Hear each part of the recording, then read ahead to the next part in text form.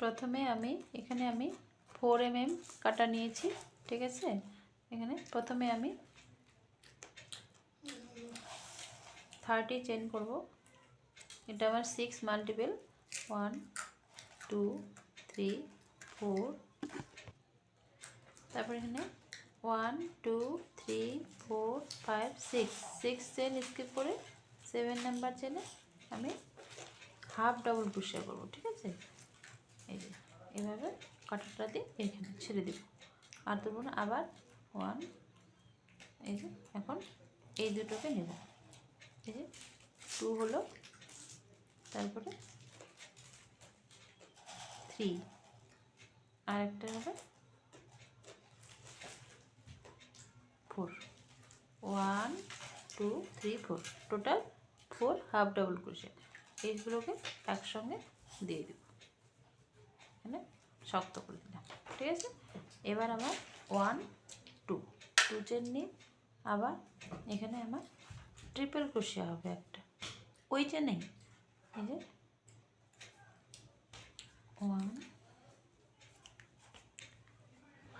2 3, ঠিক আছে। এটা আমার ট্রিপল ক্রোশে। তাহলে এখানে প্রথমে 4 হাফ ডাবল ক্রোশে 1 2 3 4, চারটাকে একসঙ্গে এখানে দিয়ে এখানে 2 চেন নিয়ে এখানে একটা ট্রিপল ক্রোশে, ঠিক আছে। এভাবে হবে। এখন আমার 5 চেন স্কিপ করব, 1 2 3 4 5 চেন স্কিপ করে 6 নাম্বার চেনে আবার চারটা হাফ ডাবল ক্রোশিয়া, 4 হাফ ডাবল ক্রোশিয়া, 1 2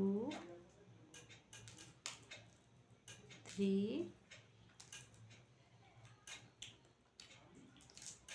4, ঠিক আছে।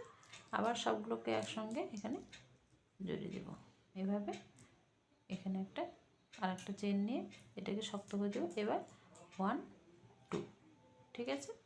আবার আমার ট্রিপল ক্রোশিয়া হবে ওই চেনেই, এই যে একবার দিলাম, দুইবার দিলাম, তিনবার দিলাম, ঠিক আছে।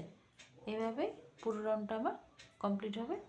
আবার আমি 5 চেন স্কিপ করবো। এখন 5 5 করে চেন স্কিপ করতে হবে, 1 2 3 4 5 চেন স্কিপ করে 6 নাম্বার চেনে আমার আবার চারটা হাফ ডাবল ক্রোশিয়া, তারপর 2 চেন, হাফ ডাবল ক্রোশিয়াগুলোকে একসঙ্গে জড়িয়ে দিয়ে তারপর 2 চেন, তারপরে 2 চেনের পরে আমার ট্রিপল ক্রোশিয়া একটা, 1 সেম প্যাটার্নে আসবো, একই রকমের হবে, 2, এই যে 4 হলো, ঠিক আছে। একসঙ্গে দিলাম, আবার এখানে একটা শক্ত করে দিলাম এটাকে, তারপরে 1 2, এবারে আমার ট্রিপল ক্রোশে এখানে দুবার প্যাচ ঘুরিয়ে নিয়ে ওই চেনে 1 2, এবারে আমার 3, ঠিক আছে। এভাবে আমি রোটা এখান থেকে আসবো, শেষের দিকে আমি আপনাদেরকে দেখাচ্ছি কেমন হবে। শেষের দিকে দেখুন আমার 1 2 1 2 3 চেন স্কিপ করে 4 নাম্বার চেনে আমার একটা ট্রিপল ক্রোশিয়া, একবার দুইবার তিনবার, ঠিক আছে। এভাবে আমার রোটা কমপ্লিট হয়ে গেল। শেষে আমার 3 চেন স্কিপ করব, 3 চেন স্কিপ করে এখানে আমার ট্রিপল ক্রোশিয়া। এ পাশে আমি 7 চেন স্কিপ করেছিলাম, সরি 6 চেন স্কিপ করেছিলাম, তাহলে আমার এখানে নিচের দিকে 6 চেন আর এটা আমার 3 চেন, তাহলে এখানে 3 চেন, এখানে 3 চেন, টোটাল আমার 6 চেন। এখানেও আমি শেষে এখানে যখন শুরুটা করেছিলাম তখন আমি 6 চেন স্কিপ করেছিলাম। এভাবে আমার রোটা এভাবে কমপ্লিট করলাম, এভাবে, ঠিক আছে। তাহলে প্রথমে চারটা আমার 1, এই যে 1 2 3, এই যে 1 2 3 4, চারটা আমার হাফ ডাবল ক্রোশে একসঙ্গে নিয়ে এখানে দিয়ে 2 চেন নিয়ে তারপর একটা ট্রিপল ক্রোশে, আবার এখানে চারটা হাফ ডাবল ক্রোশে একসঙ্গে নিয়ে দিয়ে তারপরে এখানে 2 চেন নিয়ে আবার একটা ট্রিপল ক্রোশে, এভাবে আমার রোটা কমপ্লিট করলাম, ঠিক আছে। আপনারা যদি এটাকে আরও চওড়া করতে চান মাফলারটাকে, তাহলে কি করতে হবে, তাহলে আপনারা, আমি এখানে 30 চেন নিয়েছি, আপনারা 36 চেন নেবেন। 6 মাল্টিপল করে এটাকে বাড়াতে হবে চেন, তাহলে আপনাদের চওড়াটা এখানে আমার 1 2 3 4 4টা ডিজাইন হবে। আপনারা যদি মনে করেন 5টা ডিজাইন নেবেন, তাহলে আরও 6 চেন বাড়িয়ে দিয়ে তখন কাজটা শুরু করবেন, তাহলে আপনাদের 5টা ডিজাইন চলে আসবে। ঠিক আছে, এইভাবে আমার পুরোটা এখানে কমপ্লিট। এখন আমার এখানে 1 2 3 চেন নিব। 3 চেন নিয়ে এই যে এখানে স্পেসটা আছে দেখুন, 2 চেনের যে স্পেসটা, সরাসরি এই চেনের মধ্যে আবার 4টা হাফ ডাবল ক্রোশে, 1 2 3 4। ঠিক আছে, সবগুলোকে একসঙ্গেই দেব। তারপর এখানে এটাকে শক্ত করে দেবো একটা চেন নিয়ে, তারপরে 1 2 চেন নিয়ে এখানে আবার এই চেনে ওই স্পেসে ট্রিপল ক্রোশে, 1 2 3। ঠিক আছে, আবার এটা এখানে আর কোনো চেন নেব না, সরাসরি আবার এই স্পেসটাতে 2 চেনের স্পেসটাতে আবার 1 2 3 4। ঠিক আছে, এভাবে 4টে করে বানাতে হবে। তারপরে এটাকে শক্ত করে এখানে দেবো একটা চেন নিয়ে, 1 2 চেন নিয়ে একটা ওই স্পেসেই আবার একটা ট্রিপল ক্রোশে। এই রোটা আমার এভাবেই কমপ্লিট হবে। আমি এই পর্যন্ত আপনাদেরকে এসে দেখাচ্ছি। তারপরে শেষের দিকে এসে আমার এই যে এটা 6 চেন ছিল, 6 চেনের মধ্যে আমি 3rd নাম্বার চেনে এটাকে একটা ট্রিপল ক্রোশে দিয়ে চেন করব। ঠিক আছে, ট্রিপল ক্রোশে নেব, এই যে 1 2 3। ঠিক আছে, এভাবে আমার এখানে রোটা কমপ্লিট হয়ে গেল। এভাবে প্যাটার্নটা আসবে। আবার আমাকে এখানে 1 2 3 চেন নেবে। 3 চেন নিয়ে আমি ওদের কাজ করব। আবার আমার এই যে 2 চেনের স্পেসটা আছে, এই স্পেসে আবার সেম প্যাটার্ন হবে।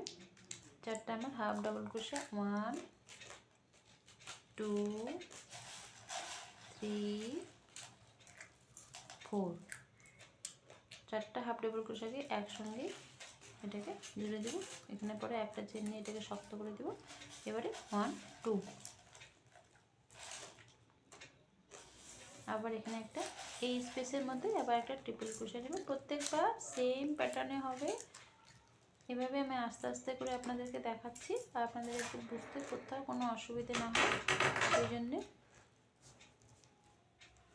1 2 3 4।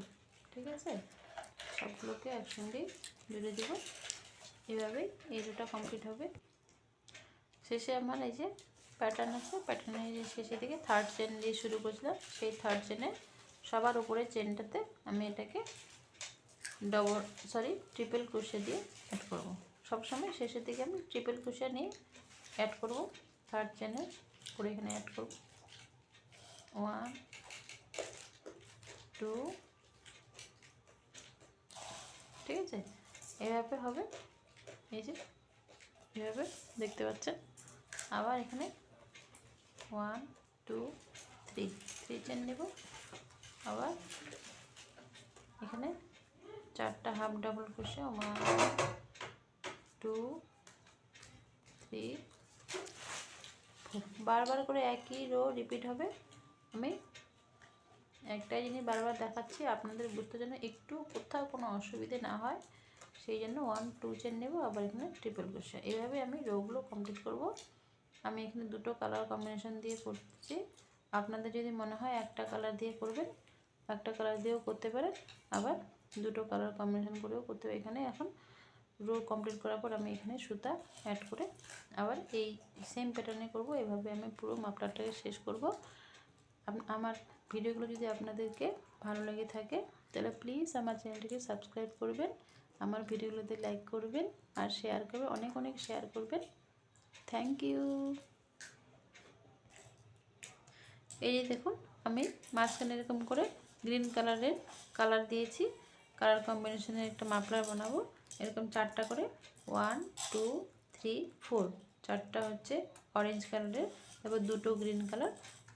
এখানে 2টো গ্রিন কালার করার পর আবার এই যে অরেঞ্জ কালার সুতোটাকে এখানে টেনে নিয়ে গিয়ে এখানে আবার 1 2 3 4 4টা আমি অরেঞ্জ কালার করলাম। আবার এই এখন গ্রিন কালার সুতোটা এখানে কেটে দেব, কেটে দিয়ে আবার এখানে অ্যাড করব। এভাবে আমার পুরো মাফলারটি কমপ্লিট করব। আর বর্ডারগুলোতে আমি গ্রিন কালার করব।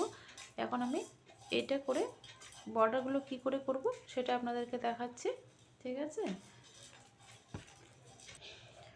এই যে বর্ডারে আমি গ্রিন কালার করব। বর্ডারটা করার সময় দেখে নিতে হবে যে আমার প্যাটার্নটা কোন দিকটা। এটা সোজা দিক আমার, এটা আমার উল্টো দিক, ঠিক আছে। তাই আমি সোজা দিক থেকে প্যাটার্ন শুরু করব। শুরুটা আমি সবসময় নিচ থেকে এগিয়ে শুরু করব। আর যখন আমি এদিকটায় আসবো তখন আমি এই পাশটা করবো, তখন উপর দিক থেকে নিচের দিকে আসবো, তাহলে আমার বর্ডারের দুটো প্যাটার্নই সোজা দিকে হবে, ঠিক আছে। তাই আমি এদিক থেকে শুরু করছি। আমি এতটুকুই করে আপনাদেরকে দেখাচ্ছি। আপনারা পুরো মাফলারটি তৈরি করে তারপরে বর্ডারের কাজটা করবেন।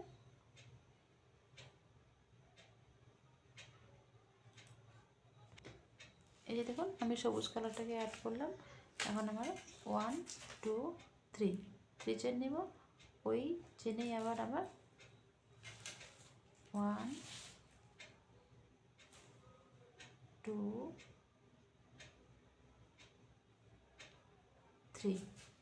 3 ডবল ক্রোশিয়া নিলাম। আর এই যে চেনটা, এটা দিয়ে আমার টোটাল 4 ডবল ক্রোশিয়া হলো। এটা দিয়ে আমি এখন সরাসরি আমি এখানে 1 চেন নেব। 1 চেন নিয়ে এই যে আমার এখানে একটা চেন আছে, দেখুন এই যে এটা তো আমার ছিল ট্রিপল ক্রোশিয়া। এই চেনের মধ্যে আমাকে এটা স্লিপ স্টিচ দিয়ে অ্যাড করব, ঠিক আছে। তারপর আমার এখানে 1 2 3 চেন নেব। ওই স্পেসেই আবার আমার 3টে ডবল ক্রোশিয়া করতে হবে, তাহলে টোটাল 4 হয়ে যাবে। 3 চেনটা একটা আছে, 2 3, তাহলে 3 চেনটা দিয়ে 4 এই যে 1 2 3 4, ঠিক আছে। এখানে আমার এখন 1 চেন নেব। 1 চেন নিয়ে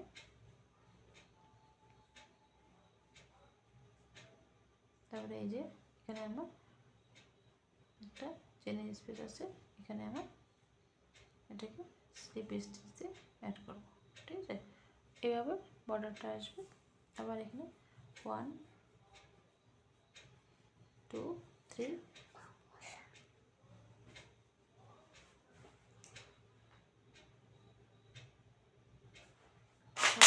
এখানে না, এখানে আমার 3টে আরও ডবল ক্রোশিয়া হবে। আমি আস্তে আস্তে করে কাজটা দেখাচ্ছি আপনাদেরকে, যাতে কোথাও কোনো বুঝতে অসুবিধে না হয়। 1 চেন, তারপর আবার এই স্পেসটাতে আবার এটা স্লিপ স্টিচ, প্রথমে স্লিপ স্টিচ, মামুন দাঁড়াও না, তারপর 1 2 3 চেন নিয়ে ওটাতেই আবার তাড়াতাড়ি হয়ে যাচ্ছে বাবা। 1 ডবল ক্রোশিয়া, 2 ডবল ক্রোশিয়া,